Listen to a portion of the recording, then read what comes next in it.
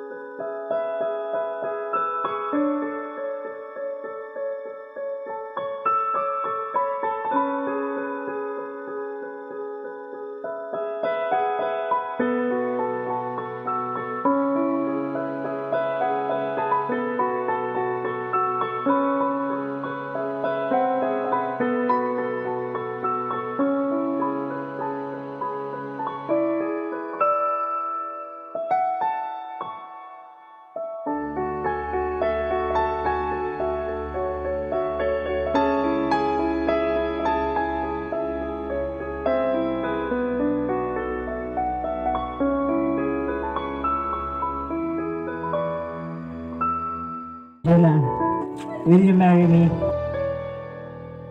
Wait lang naman! Siyempre naman!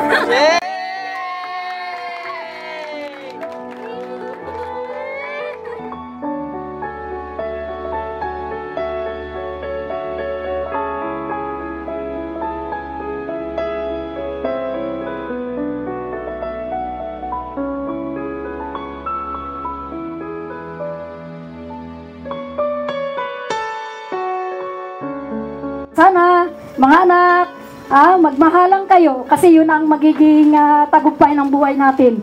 Hindi ko po inaasahan ng ganitong pangyayari dahil ang alam ko po ay nasa Japan si Jonah. Kaya nagpapasalamat ako sa Diyos. Kahit wala yung kanyang nanay, masaya na rin siya. Yun na lang po, salamat po. Maraming salamat, Nel, dahil napakabuti mong kapatid at napakabuti mong tao na minahal mo yung buong pamilya namin.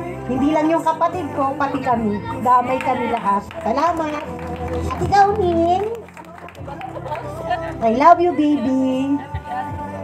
Kung saan ka masaya, masaya si ate. I love you. Stay strong sa inyo at magmahalan kayong dalawa. Yung communication dapat hindi mawala sa inyo dalawa.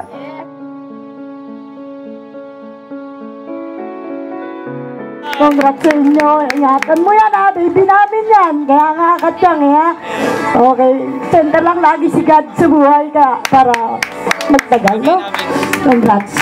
Happy ako, sobra. Sana forever! Yes! Laging si God yung center. Nagmahalan kayo. God. Sobra akong masaya sa inyong dalawa. So, ang sikreto lang dyan, ba't tayo magtatagal? Communication lang. Lagi nyo na isesentro si God. Road to forever na.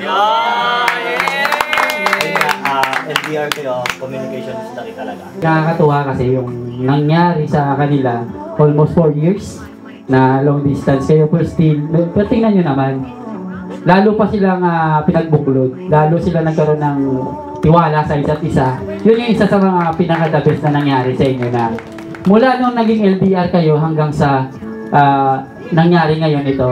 So it means na napakaganda ng plano ni Lord sa inyo. So ingatan nyo yung pagmamahalan nyo, maging sentro nyo si God sa gitna nyo. Saka sa lahat ng plano na gagawin nyo, lagi kayong mag-usap. Lagi kayong dumulog sa taas kung anong plano nyo para bigyan kayo ng wisdom ni God. Tapos looking forward ako sa magiging pamangkin ko. Thank you. Sabi nga nila, gawing sentro si God, intindihan. Yun naman yun eh. Kung mayroong pagkakamali isa o isa, maliit na bagay, di ba? Hindi na dapat palakihin. Kasi syempre, ganun talaga eh. Ang pagmamahalan, hindi naman perfect eh. Na lagi kayong nagmamahalan na lang. Syempre, may ups and downs. So, syempre, be strong lang, be strong. Dito lang si Kuya. Habang buhay na yan. Forever na yan. Love you. Chocolate ko. Kahit anong pagsubok, lagi niyong isipin, priority niyo yung isa't isa, di ba? Laging yung love, kahit anong problema, laging isipin niyo, mahal ko to, eto. Kahit sino, kahit anong bagay, kahit sino, basta laging first priority niyo yung isa't isa. Laging siya dapat yung una, laging ganyan. At saka sa lahat ng problema, laging isipin, may kasunod yun na blessings. After ng trials, blessings. Kaya kahit anong pagdaanan, kasi kapag lumagay ka na sa pag-aasawa, maraming pagsubok talaga. Pero binigay yan sa inyo ni Lord, hindi para mahina, kundi para maging strong. Ikaw pa rin ang baby ng lahat. Ingatan mo yung baby ng lagi, ha?